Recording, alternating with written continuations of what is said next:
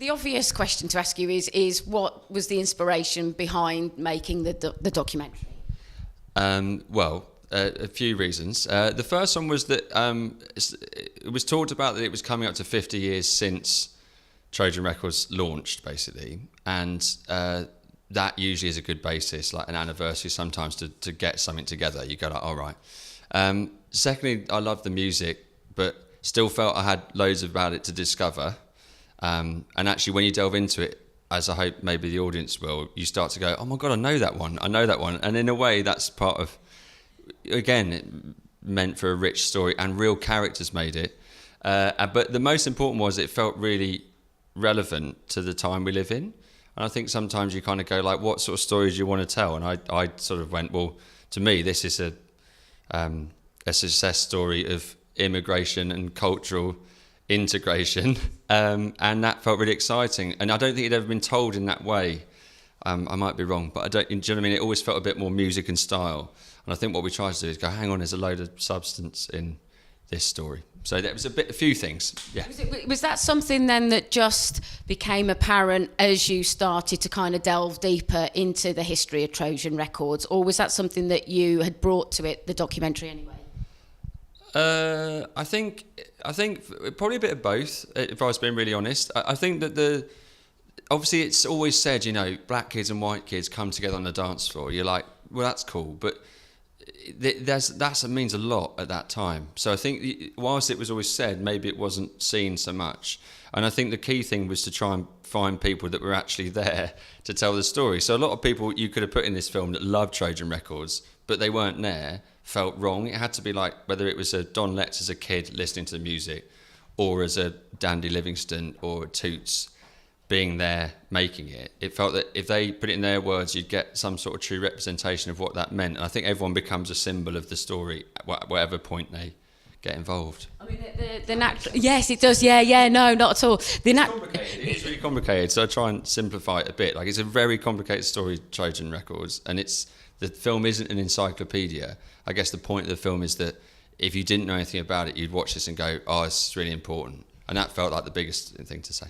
Yeah, I mean, interesting, because for me, I'm this die-hard Madness fan from like the 80s, and so, you know, having loved listening to ska and obviously hearing all the old records, I had no concept of the history. So when I was asked to watch this documentary, I was like, oh my God, this is amazing, because it really does take you back to the roots and follow the evolution, doesn't it? And so for me, watching the documentary, it seems like a natural a natural way of formatting the documentary would be to tell this chronologically, really, from the history, before really Trojan Records and the history of the music. Yeah, well, because the history, this is maybe get a bit filmy, so sorry.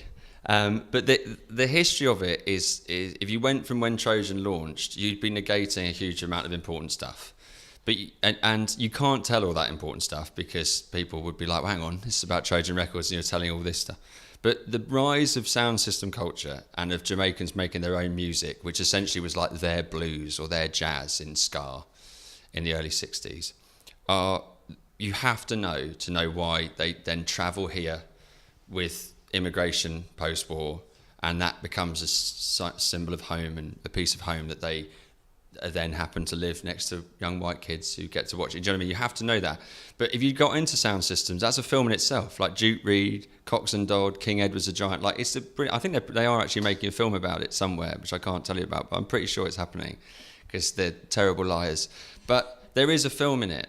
But so the way we did it was to go, well, the name Trojan starts in Jamaican consciousness with Duke Reid, who becomes the reason, who was a sound system man, very famous, sort of Robin Hood of downtown Kingston, who starts to, you know, that Trojan name becomes part of that evolution.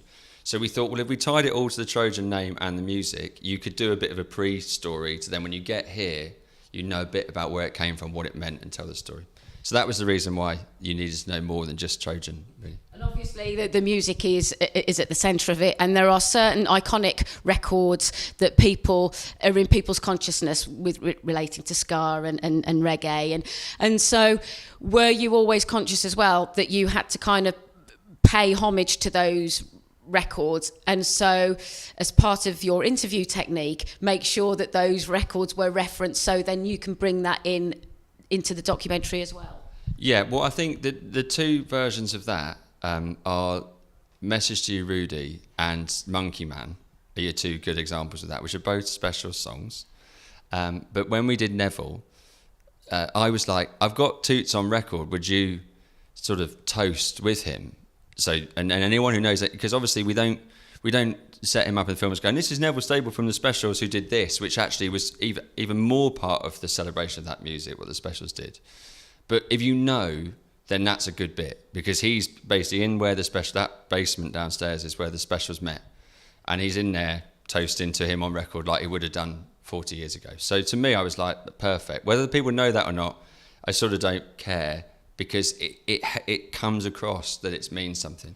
So when Dandy sung Message to You, Rudy in Jamaica for us, it's the only performance in the film, and that wasn't a Trojan record. It was just before the inception of Trojan, so it probably would have been had it been formed by then. But it was a vital time to go, this is essentially a young black British, which was very new, man, listening to Rudeboy songs from Jamaica and writing his own, which happens to then be one of the most famous songs in the British songbook, to be fair. Yeah, absolutely. And so for you as a filmmaker, does that give you an extra sense of responsibility, that you're almost like this custodian of the story when you're getting people? It makes you really nervous. Like, I'm not. Do you know what? The biggest fear about this film for me is that people that like Trojan Records or ska or early reggae are really into it. Do you know what I mean? Like properly into it. And I'm not. I will never profess to be one of those people. I don't know the right catalogue number of certain hits and the versions of it, because there was loads of versions of different songs.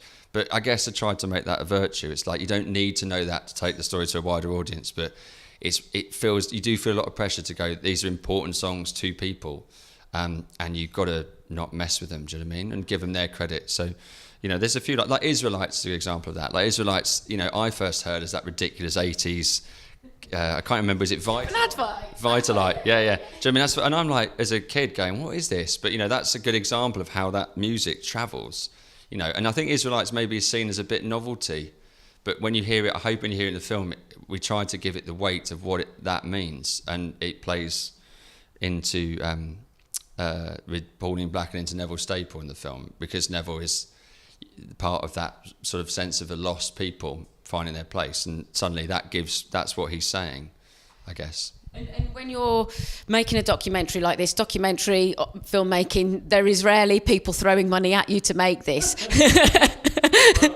I guess there's obviously, it's a bit easier to, I think you probably have a bit of an easier time of it with the popular music, because people know there'll be an audience. So that, I think, makes people that put money into anything feel a bit more comfortable that there might be an audience out there.